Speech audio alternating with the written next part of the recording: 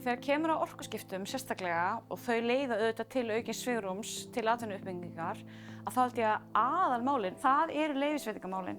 Að fá að samræma þau, einfalda þau, koma í veg fyrir þennan ómöguleika sem oft til staðar og það hafa verið gerðar breytingar sem hafa ekki alveg skilað sér nægilega vel til okkar. Þannig að þetta svona það sem ég myndi setja í forgang vegna þess að við þurfum að leyfisveitingar þurfa að opna dyr, ekki loka þeim. Ég held að það þurfi líka að horfa á að opna markaðinn fyrir fjölbreyttari iðnaði sem stærri iðnaður en ekki endilega stóriðja. Gjaldskrárkerfin hjá flutningsfyrirtækinu hafa verið þannig að það ekki hagkvæmt að vera raunverulega á stærðinu 1 til og upp í 10 megawatt. Við erum núna í samtali að opna þetta og búa til meiri tækifæri þessa stærð og ég tel að það ætti að vera forgangur núna að ná þessu fram.